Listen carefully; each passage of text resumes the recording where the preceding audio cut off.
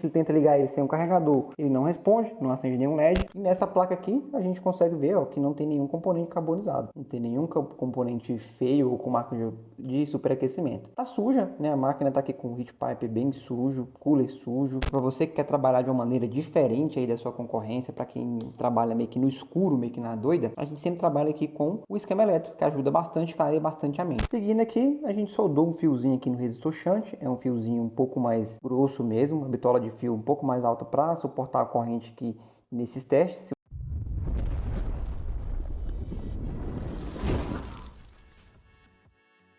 Fala técnico, tudo bem? Seja bem-vindo a mais um vídeo do Laboratório dos Notebooks. Para quem não me conhece, meu nome é Fernando Oliveira, faço parte aqui do time da LDN e nós estamos com um quadro bem bacana aqui na LDN, que é com a LDN na bancada. A gente pega aqui da nossa fila de entrada aqui de ordem de serviço, pegamos um caso real e fazemos análise juntos com vocês para tentar entender o que está acontecendo, para ver se a gente consegue reparar ou não, beleza? Hoje a gente está com esse carinha aqui, ó, um notebookzinho da Dell, bem conhecido. Esse carinha aqui, ele para de reconhecer o carregador, né? Então, ele tem alguns problemas crônicos, como de carcaça também. E hoje esse cara aqui, ele deixa eu pegar aqui, um Dell Inspiron 5558, ó. A gente sempre pede para os clientes enviarem uma descrição do que aconteceu. Ele mandou, não liga, é feito testes iniciais, a placa está em curto, não foi realizado nenhum procedimento na placa. O cliente disse que já levou em outras assistências, não conseguiu fazer o reparo. Não precisa fazer o reparo de carcaça, pois vamos trocá-la. Então, o que acontece? Vamos ver o que está acontecendo com esse carinha aqui. Antes de iniciar, alguns recados. Se você é um cliente que está procurando assistência técnica especializada em notebooks da Dell, nós somos especializados, nós estamos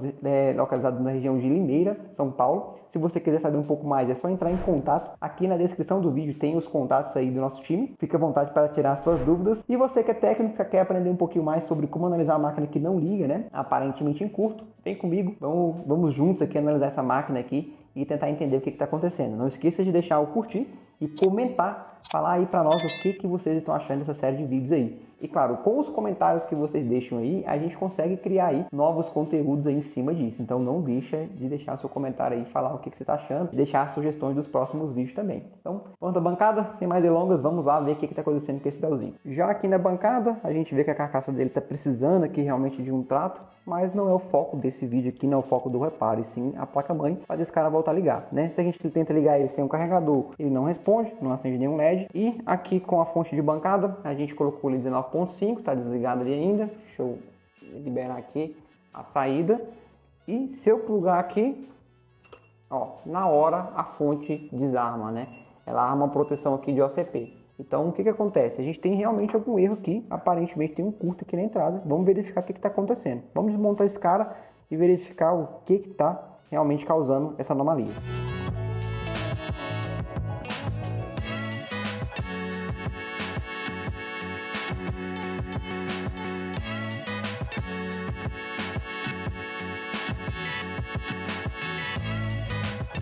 Placa na bancada, galera, agora sim a gente consegue entender o que está acontecendo com esse notebook, certo? Beleza, deixei aqui somente o jack, a gente já faz aqui uma inspeção visual, vocês sempre podem notar aí que todos os vídeos a gente começa fazendo a inspeção visual para ver se tem alguma coisa aparente, né? Porque isso facilita bastante o nosso trabalho, poupa tempo, né? E nessa placa aqui a gente consegue ver ó, que não tem nenhum componente carbonizado, não tem nenhum componente feio ou com marca de superaquecimento. Tá suja, né? A máquina tá aqui com o heat pipe bem sujo, cooler sujo.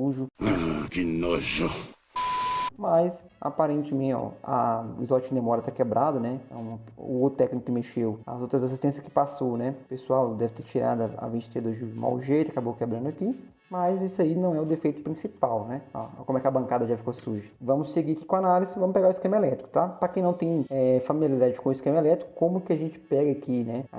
Esse conjunto aqui de informações aqui, ó, sempre, no caso da maioria não, né? Boa parte das placas da Dell, ela vem com a logomarca da Dell, só que ela vem com essa descrição aqui em cima aqui, ó, esse LA. Então a minha dica é sempre procura esse início aqui, ó, LA traço, esse caso aqui é o B843P. Aqui é a revisão da placa, o ano que foi fabricado. Então essa aqui é a informação sobre modelo de placa-mãe, tá bom? Então aqui a gente vai pegar o esquema elétrico dela agora, vamos pegar já e verificar aqui o circuito de entrada, né? Vamos ver o que está acontecendo. Aqui já olhando, né, para quem tem um pouco mais de prática, já consegue notar, né, acompanhar, 19 volts vem por aqui, ele passa pelos MOSFET de entrada e tem aqui o resistor shunt, que é esse carinha bem aqui. Mas vamos ver aqui no esquema elétrico rapidinho, antes da gente fazer qualquer coisa aqui, para você que não tem familiaridade, entender o que é isso. Beleza, pessoal? A gente está aqui então com o esquema elétrico, e toda vez que a gente pega, né, uma placa-mãe, por exemplo, para você que quer trabalhar de uma maneira diferente aí da sua concorrência, para quem trabalha meio que no escuro, meio que na doida, a gente sempre trabalha aqui com o esquema elétrico, que ajuda bastante, clareia bastante a mente. Beleza, aqui é o diagrama em blocos, mas isso aqui não é o que importa para a gente nesse momento, e sim a gente quer entender lá no conector jack o que é. Então, vou pegar aqui o DC, estou olhando aqui na placa, DCIN1, e olha só. Aqui, ó, vocês podem notar que esse carinha aqui é o conector onde que a gente conecta aqui o jack, né? Aquele chicotezinho, tá? Então, a gente vai ter a linha de 19 volts, o GND, e a gente tem também o pin D, né? Tem até um vídeo aí dessa série de vídeos aí de casos resolvidos que a gente pegou recentemente, que a gente tinha um problema nessa linha aqui de identificação do carregador, e era realmente essa linha aqui, né? Então, beleza. Então, a gente tem os 19 volts vindo aqui, a gente tem um circuito de proteção, né? Tem algumas coisas aqui, mas o que eu quero mostrar para vocês, ó, esse daqui é o primeiro MOSFET de entrada, então a tensão chama DCIN, passa por ele e passa a se chamar AD+.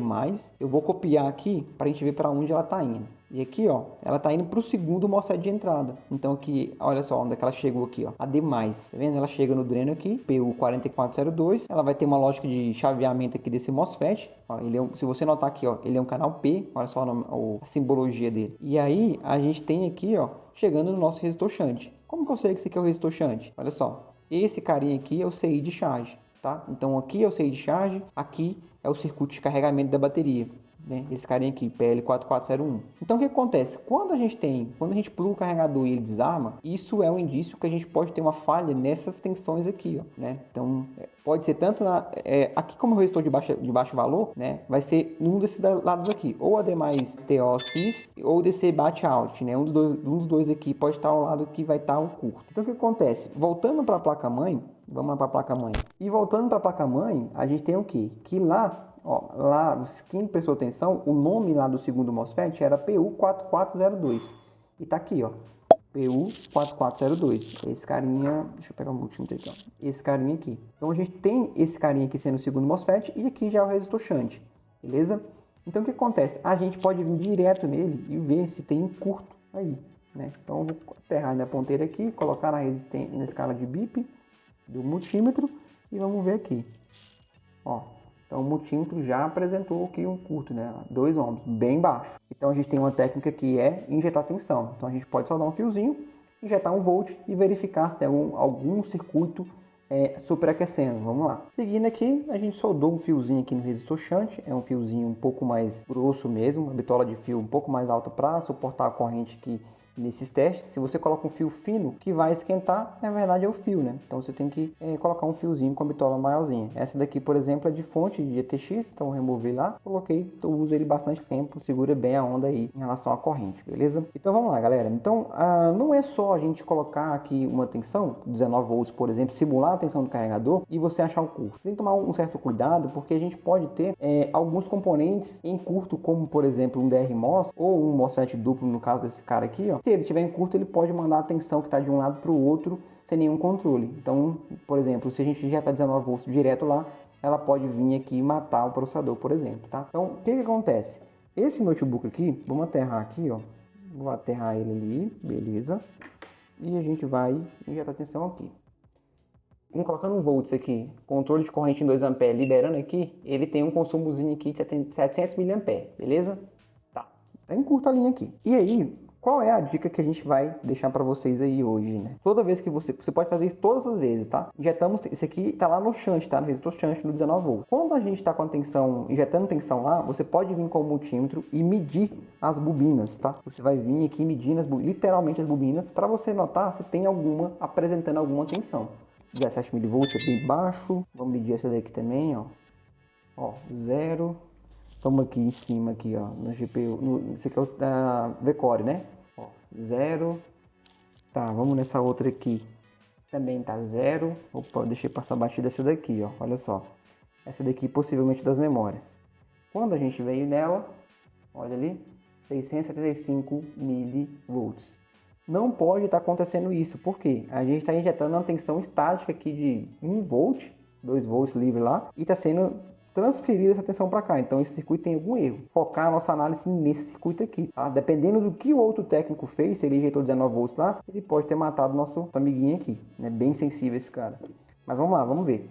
Vamos desvirar ela aqui e analisar esse circuito. Então, pessoal, a gente lembra que a derivação do shunt, ele sai lá DC, bate out, né? E aqui, ó, ele é transferido, passa por um padzinho e ele passa a se chamar a Power SRC underline 1D35, né? Então, essa aí é a tensão de alta, 19 volts, né, do circuito das memórias, que é o circuito que a gente está analisando aqui especificamente, né? Aquela bobina que a gente mediu é a PL4902, ela é a tensão das memórias mesmo. Então, olha só. A gente nota que o mesmo nome aqui que ela foi transferida, que é a Power SR underline 1D35V, é essa aqui que alimenta o MOSFET de alta. Então, olha só. Então, só tem um jeito daquela tensão estar chegando aqui. A gente pode ter um problema aqui no PU4902. Pode estar com alguma fuga aqui, fazendo com que a tensão que chega aqui passe para cá sem nenhum controle. Então, vamos lá investigar esse carinha e ver o que está acontecendo. Beleza, seguindo aqui, a gente localizou então aqui o controlador. O PU4901 está aqui, que é o controlador do circuito das memórias, e tem o PU4902 tá aqui em cima. Muito simples medir se ele tá em curto, galera. A gente sabe que o gate é o único terminal isolado entre os três, né? Porque a gente tem o source, gate e dreno, né? Então a gente sabe que o gate é o único isolado porque ele é o terminal de controle. Então ele não pode bipar com nenhum dos terminais. Então a gente coloca o multímetro na escala de continuidade e, por exemplo, eu já pego aqui o pino 4, que é o gate, com o source. Ó, esse cara aqui tá em curto, esse cara tá ruim. Pode ser ele, como também pode ser alguma coisa no circuito causando essa anomalia. Para comprovar, a gente vai tirar ele. Mas aqui eu vou pegar o de baixo agora. Ó, pegando o source com o gate, não bipou. Então a gente está vendo que realmente esse cara aqui pode ser o causador do problema. Mas aí sempre quando a gente pega esse tipo de sintoma aqui, a gente nunca troca somente uma, a gente troca já os dois para evitar retorno, tá? Então vou seguir aqui com reparo, eu vou remover os dois aqui, vou tentar já colocar dois novinhos aqui e voltar o teste para a gente ver como que essa máquina vai se comportar. Vamos lá, galera, vamos trocar esse carinha aqui então, aplicar fluxo aqui, trocar não, na verdade vamos tirar primeiro e fazer os testes aqui.